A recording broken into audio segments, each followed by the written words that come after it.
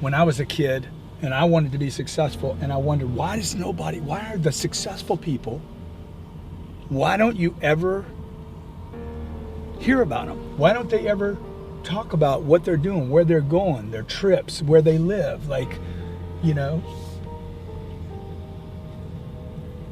they hide. They get successful and then they hide. And the reason why is because they start getting people hating on them and hating on success and resenting them and envious of them. And they finally say, you know what, I'm just going to pull the curtains and nobody's going to see how I live my life, how I got where I'm at, what I'm doing, how I'm operating, how much money I give away to charity. You don't end up knowing anything except, oh man, that guy, he's off on a boating trip,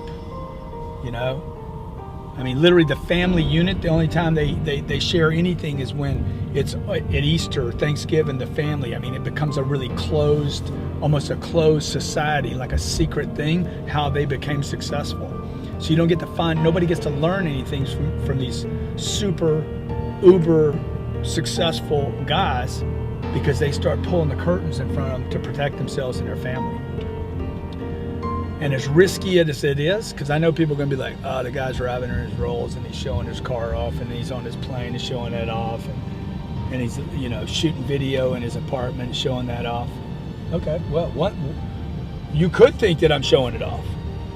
Some people will think that, and me and my wife know that that's going to happen, but that's not our intention. Okay, other people are like, I'm inspired, and that's really the goal. Is not to pull the curtains closed and not to hide, but to some kid maybe 10 or 12 years old, doesn't have a dad, like I didn't have a dad, or maybe his dad's gone, or maybe who knows where he is, man. He could be in a foster home. He could be maybe he's in a family where the dad and the mom are there, but they're working their ass off so hard the kids really still follow us. And so maybe he sees this video on YouTube and says, wow, man, dude, who doesn't want to have nice things? Come on. Who doesn't want to have nice things? And by the way, who would think nice things are a bad thing?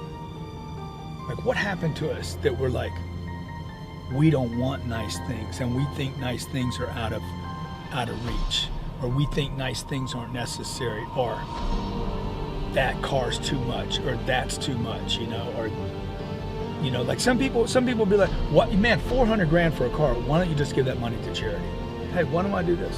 Why don't I do both? Why don't I give $400,000 or $4 million to a charity and have one of my clients buy me the car because I helped his company grow so much, and I helped his family so much, and I helped his marriage so much, that he's like, dude, I'm just going to buy you that car. That's how grateful and thankful I am for you.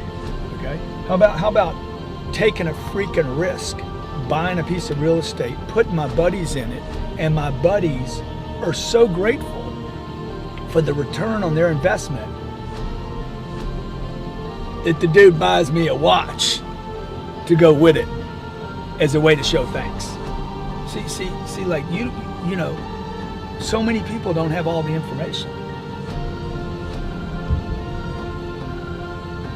And our society has become so critical, man. It's so negative.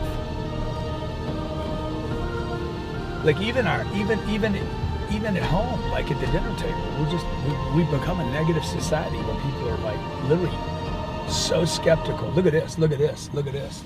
Now that's a bad day. That's a bad day. How you gonna turn that one around?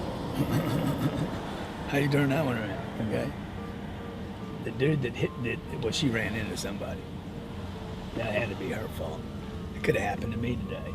She's gonna spend the next week. Bad shit happens to me. Oh my God. The guy she hit, he's as responsible as she is.